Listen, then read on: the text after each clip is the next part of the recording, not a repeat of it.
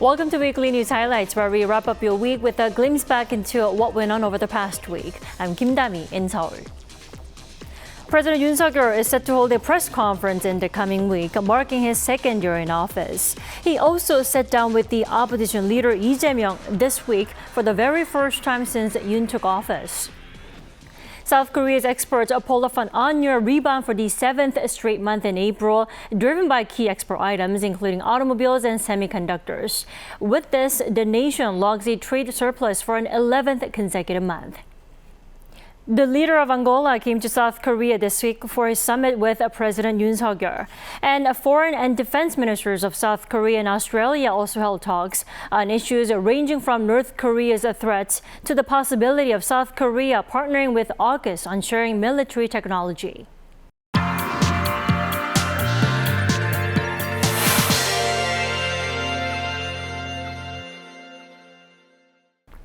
After the opposition Democratic Party of Korea won a sweeping majority in the April general elections, it's become pretty vital for President Yoon Suk Yeol to seek cooperation with the opposition-led parliament. Now, how feasible is this, and how can Yoon strengthen his communication with the public with a highly anticipated press conference? We're joined by our top office correspondent, Oh Soo-young. Welcome back, Soo-young. Hi, Tammy. It's always great to be here. So let's start with the latest. Yoon is moving to reach out to the public, the media, the greater public. Now, you reported this week, that there is a press conference coming up, along with some major changes within the presidential office. That's right, Tammy. So a date for the press conference hasn't been set yet, but Yoon's senior press secretary, Lee Jae-myung, mentioned in an interview earlier this week that we can expect to see one around May 10th. Now, that would be the Yoon administration's second year in office. The date could be as early as Wednesday or Thursday next week, marking Yoon's first press conference since August 2022. Around that time, he also stopped his impromptu Q&As in the morning after clashes with local broadcaster MBC. And at that time, he was very forthcoming and very direct about things. And people didn't necessarily like it. So I guess what we are saying here is that there is not a consistency in terms of what public wants. Now we do understand that since he stopped his doorstepping, he hasn't been really engaged in communication with the people, and that's what people are complaining about at the moment. Experts say that with his mannerisms as a former prosecutor, it seems the public had more of a problem with the style of communication than the substance of his policies. Public prosecutor has to go all the way to the end to win the case. And the public might have felt that President currently has had such attitude in some of the key issues. He has his conviction about certain issues, and he doesn't want to give up, give in, or compromise, taking into consideration public mood. That lack of flexibility and just a style of insistence upon his own decision about certain cases, that has kind of angered the public and has made the public unhappy. At the same time, the president's approval rating has dropped for 3 consecutive weeks, so some good press is really needed, right? Exactly, 30.2% according to Realmeter earlier this week on Monday. And while the top office has been sensing that it needs to become more receptive to public opinion, and sources within the office say that Yoon is soon to appoint a senior secretary of civil affairs in early May. This was a position that Yoon actually scrapped as he took office, citing previous cases of abuse of power and excessive investigations on citizens. But after having admitted that he had failed to reflect the people's wishes, Yoon will likely revive the position to focus on discerning public sentiment without the intrusive functions in order to better communicate his policies. I think that's really the key, I think, for him, is not necessarily to reverse course on all his policies, because I think a lot of people do, I think, regard many of his policies as being very good for the country. It's just that I think partly is the way he presents it and the way his team has presented it, I think, up to this point in his administration. So Still, it's likely going to be tough for President Yoon to implement his major policy reforms with the opposition-led government. And earlier this week, President Yoon sat down with the main opposition leader, Lee Jae-myung, for their first ever talks. Let's talk about that. Right, so the two leaders, President Yoon and opposition leader Lee Jae-myung, they sat down for some tea at the presidential office for more than 2 hours. That was really a humble first step by the president to communicate with the opposition. He had initially proposed the meeting and he vowed to listen to all that he had to say. Now for Lee Jae-myung, it was a chance to convey a list of political demands. He called on Yoon to accept the DP's proposal to distribute a one-time payment of 250,000 won, or roughly $182 to all Koreans, which critics fear would amount to a massive blow for the country's fiscal health and sustainability. He also demanded Yoon accept controversial bills that he previously vetoed and asked him to apologize for doing so. The bills feature special counsel probes into the death of a Marine last year and into the Itaewon disaster, where 159 people lost their lives as a result of a crowd crush. Now, Yoon's ruling party has been opposed to these bills, which seem to politically target the administration, and the Marine case has already been under investigation by a probe agency that targets high-ranking officials, which was in fact installed by the opposition party when it was in power. Yi further said that concerns surrounding family members should be cleared up, and this was rather alluding to the DP's push to reinvestigate the First Lady's alleged involvement in stock manipulation. Now, the previous government under the opposition had initiated a probe, and they did not find her guilty of wrongdoing in the initial probe. The president reportedly listened to all that Yi had to say, and while not responding to everything, he focused on areas of cooperation to improve people's livelihoods and suggested a consultative body to narrow down their differences on policy. So I think Yoon Suk Yeol is really doing his best to appease public sentiment, but he's got to be wary, because there's public sentiment and then there's the opposition. He can't be a conservative leader or leader of the Conservative Party and spend all his time listening to the wishes of the opposition. That wouldn't be right. He has to show that he's willing to at least acknowledge, listen and respect, and maybe give a platform for those to be heard, and then say, at the end of the day, I recognize it, and this is my decision as the person elected to lead. Now we have to remember the meeting was not intended or largely expected to produce any major deals or concessions, but the two sides managed to broadly agree on the need to reform the medical system and the national pension, which are in line with Yoon's policy reform drives. So going forward, Yoon and Yi agreed to continue meeting in the future in various formats. More than anything, it is significant that the President and the opposition leader held talks for 2 hours and 15 minutes on people's livelihoods and state affairs. The meeting is seen by the top office as the first step in reaching out to the opposition. So the question is whether the opposition will actually cooperate over the next 3 years. Right, that is the question of the hour, of the week, of the year, of the next 3 years, I suppose. And, Definitely. well, there initially seemed to be some hope as the two parties agreed to form a committee to revise the Itaewon bill, which passed through the plenary session on Thursday. However, the two parties butted heads again over the Marine bill, as the DP used its majority to railroad it through the assembly without prior consultation. The top office sharply criticised the move, saying that it would sternly respond in the future. So the situation is precarious as ever, and it seems cooperation depends on the issue and, of course, each party's respective positions. But hopefully they will find it in their interest to do what the public wants. After the election, there is a strong demand on the side of people to see, cooperation between the two parties. So I guess President Yoon and then opposition party leader Lee Jae-myung, they both actually face this demand from the people. So if one side goes kind of a hard line in a consistent manner for extended period of time, I don't think it will be reflected positively in the polls survey. Indeed, hopefully both parties do listen to the people. Thanks for joining us today, Soo-young. My pleasure, Tammy.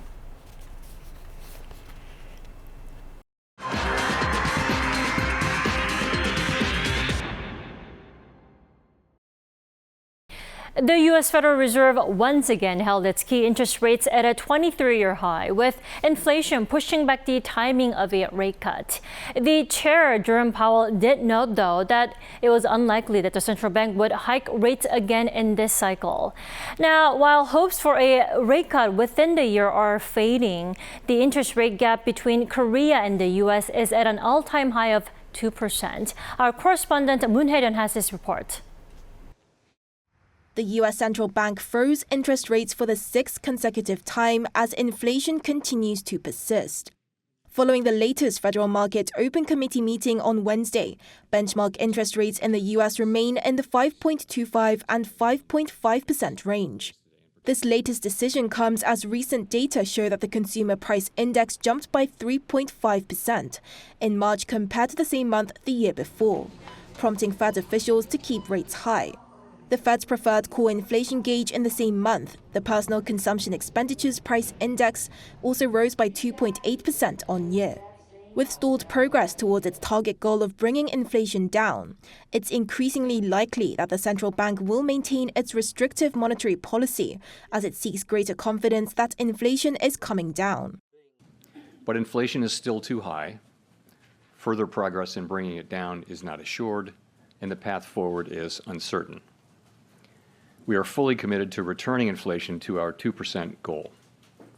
But the Fed also ruled out the possibility of a rate hike in the next meeting in June, with a resilient U.S. job market which saw an average of 276,000 payroll job gains per month in the first quarter of the year and low unemployment rates.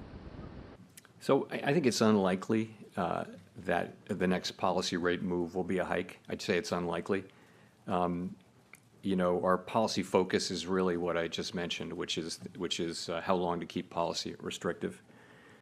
This outlook was met with mixed responses from the U.S. stock market, some indexes rising and some falling. The benchmark S&P 500 and tech-heavy Nasdaq dropped about 0.3% as the market widely predicted that rates would stay unchanged, while the Dow Jones Industrial Average ended 0.2% higher than the previous close. Following the Bank of Korea's decision last month to maintain South Korea's benchmark interest rate, the rate gap between the two countries remains at its highest ever at 2 percentage points. Moon Hae-ryun, 아리랑뉴스.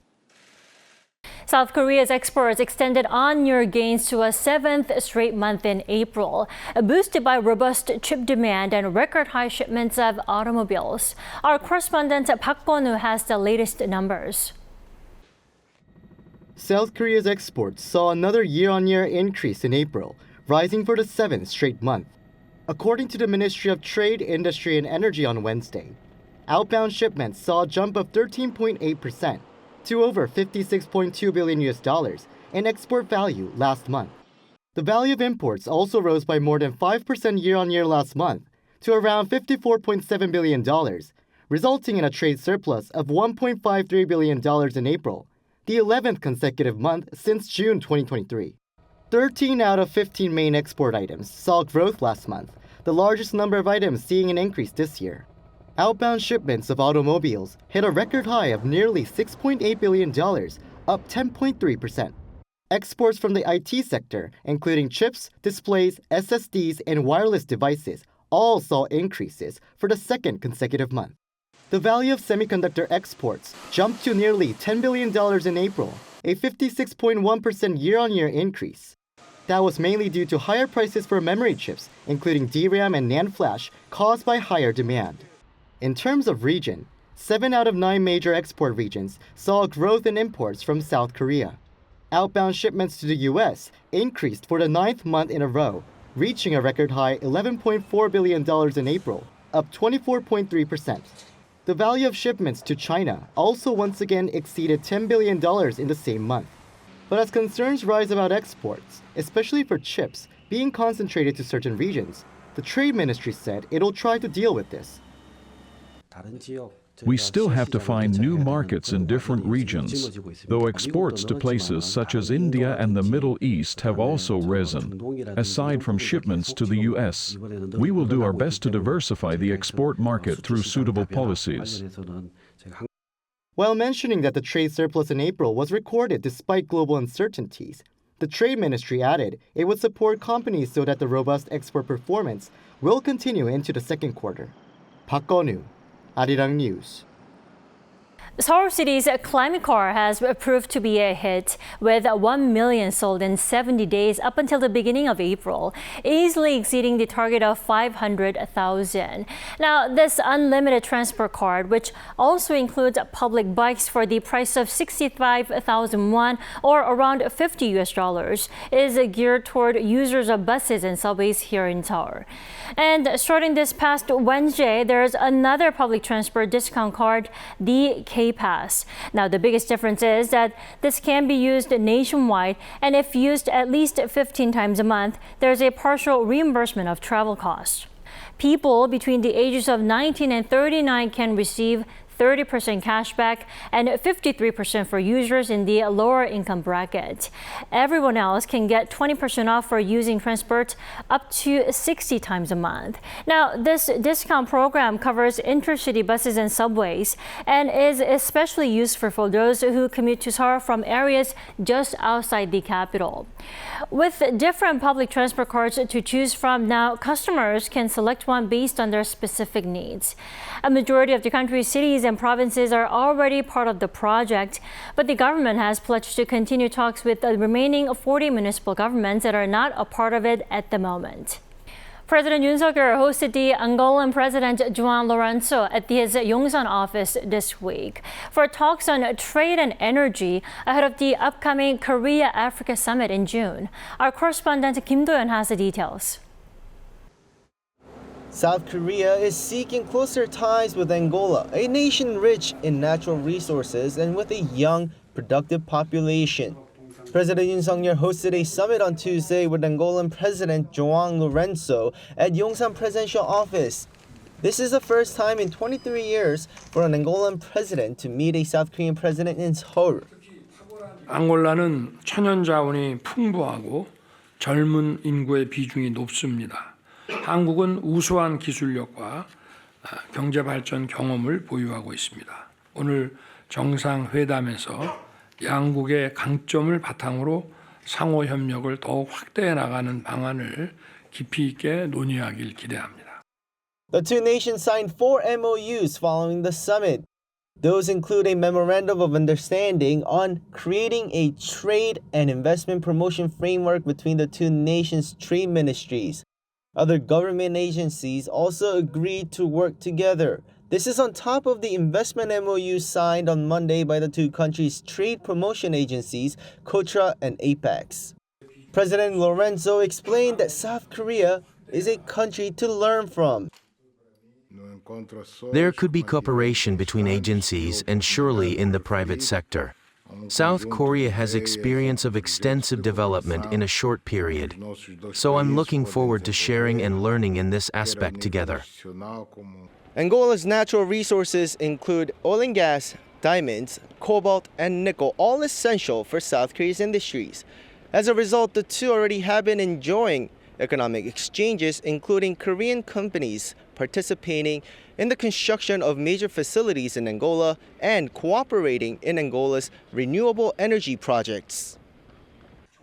This comes as both countries seek to expand their influence in each other's geopolitical regions. In June, South Korea is set to host the first ever Korea-Africa summit, which the Angolan president acknowledged during the meeting. Angola, meanwhile, has been deepening ties with Beijing, including the Angolan president's state visit to China last month. President Lourenço also voiced his concerns over global tensions, including North Korea's provocations. The top office said the two agreed on the need for international cooperation to thoroughly implement UN Security Council resolutions in response to North Korea's ongoing nuclear and missile development and provocations. Kim Do-yeon, 아리랑뉴스. And in Melbourne, the foreign and defense ministers of South Korea and Australia held a joint meeting where the agenda ranged from addressing North Korea's security threats to Seoul partnering with AUKUS on sharing military technology. Our defense correspondent Choi Min-jung has more. The foreign and defense ministers of South Korea and Australia sat down in Melbourne for the so-called 2+2 talks. Foreign Minister Yoon Suk Yeol and Defense Minister Shin Won-sik met with their Australian counterparts, Richard Marles and Penny Wong, on Wednesday to deepen bilateral ties and cooperation on regional security. On the agenda was a commitment to address North Korea's evolving security threats. We agreed to collaborate in blocking North Korea's access to funding for its illicit nuclear and missile development, and to thwart illegal activities, such as arms trading between Russia and North Korea. So I think it is important for us to continue not only to express solidarity with the Republic of Korea in the face of this aggression, but also to call out Russia's behaviour as irresponsible and destabilising. Also discussed in the meeting was the possibility of South Korea partnering with AUKUS Pillar 2. Pillar 2 of the defense deal between the US, UK, and Australia is a pact focused on sharing military technology across a range of areas, including hypersonic weapons. We welcome that the AUKUS members are considering South Korea as a Pillar 2 partner. Korea's defense, science, and technology capabilities will contribute to the development of the AUKUS Pillar 2 as well as regional peace. Korea is obviously a country with deeply impressive technology, where we do have shared values, where we have strategic alignment, and where we engage closely together. The two sides also took note of their mutual participation in military exercises. Shin said the countries reaffirmed their commitment to continuing joint exercises and further elevating the level of cooperation between their armed forces. Additionally, the countries agreed to continue enhancing mutual and beneficial partnerships in the defense industry. This comes as a South Korean company was selected to provide Australia's next-generation infantry fighting vehicle project, valued at $250 million. The day wrapped up with the ministers releasing a joint statement based on the outcome of their meeting. The previous 2+2 meeting was held in Seoul in 2021. Besides the US, Australia is the only other country that South Korea holds such regular talks with. Choi Min-dang, 아리랑뉴스. The monitoring of UN sanctions against North Korea over its nuclear weapons and ballistic missile ambitions ended this Tuesday, as Russia earlier vetoed renewing it. This also sparked concerns about the future of international efforts to restrain Pyongyang's nuclear weapons programs, which is why 50 countries, including South Korea, the US, and Japan, have emphasized the need for objective and independent analysis on the enforcement of North Korean sanctions. Our foreign affairs correspondent Bae-eun-ji explains more. The mandate of the United Nations panel monitoring sanctions against North Korea is set to expire.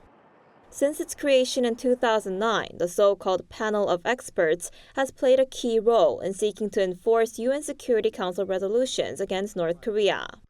The 8-member panel has produced related reports twice a year, keeping the international community informed about the regime's nuclear and missile activities. But back in March, Russia vetoed the annual renewal of the panel, effectively bringing an end to its 15 years of operation, when the mandate expires on April 30th. Now, South Korea and the international community seek new ways to monitor North Korean sanctions.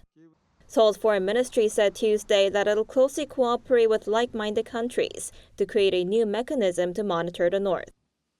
Even though the UN Security Council expert panel's mission to monitor North Korean sanctions will expire, the Security Council resolution against the North remains effective. The South Korean government will continue to work closely with the international community to ensure sanctions implementation. Meanwhile, the UN sanctions monitors have concluded that a missile that landed in Ukraine earlier this year was a North Korean missile, a violation of the arms embargo on the North. Reuters reported on Monday that the panel concluded in a 32-page report to the Security Council Committee that debris recovered from a missile that landed in Kharkiv on January 2nd derived from North Korea's Hwasong-11 series missile. South Korea, the US, Japan, and other Western countries have accused Russia of violating UN Security Council resolutions by using North Korean missiles and ammunition in its war against Ukraine. But both Russia and the North have denied the accusations, saying they were not based on evidence. Bae-eun-ji, Arirang News. The Taekwondo One, that is Taekwondo Promotion Foundation, has been contributing to the globalization of the Korean traditional sport Taekwondo. And this year, it celebrates the past 10 years of doing so. Our Choi Soo-hyung went there to see what this center means when it comes to promoting the spirit and values of this martial art. A decade of the ready stance, a leap forward for the next 100 years. On Monday, the Taekwondo Promotion Foundation celebrated the 10th anniversary of its main center, the Taekwondo One, at the T1 Stadium in Muju, Jeollabuk-do Province in South Korea. Taekwondo is a traditional Korean martial art involving punching and kicking techniques. And over the past 10 years, the Taekwondo One has played a central role in promoting the traditional sport to the world. It has welcomed over 2.5 million visitors, with around 20,000 foreigners visiting each year for training in Taekwondo. The Taekwondo Center was created through the strong desires of many Taekwondo practitioners. We run Taekwondo classes in 40 countries overseas and also provide various equipment to developing countries. We also support volunteer groups of university students to actively promote Taekwondo in developing countries. A senior master in Germany who had contributed to the globalization of Taekwondo by actively engaging for nearly 40 years also came to celebrate. In the past, we introduced Taekwondo by doing demonstrations on the streets. Then we started visiting elementary schools in Germany, gathering kids and teaching them. Things have changed a lot now. The ceremony started with a marvelous performance by the Taekwondo demonstration team from Jeonju University. Especially noteworthy was the straight punch event performed by 16 representatives who established the Taekwondo One 10 years ago. Minister of Culture, Sports and Tourism Yoon Suk said the government will support making the center the hub of Taekwondo, enabling it to accurately spread the essence of Taekwondo. Many people around the world who love Taekwondo, I hope they visit the Taekwondo One in Muju at least once in their lifetime. I would be grateful if they experience the pure spirit of Taekwondo and then go back to their own countries and spread Taekwondo there. September 4th is Taekwondo Day in South Korea.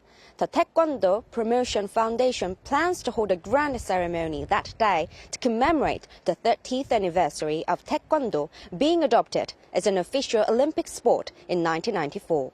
Choi Soo-hyung, 아리랑뉴스, 무주. That is all we have for this week. We thank you for watching Weekly News Highlights. Enjoy the rest of your weekend.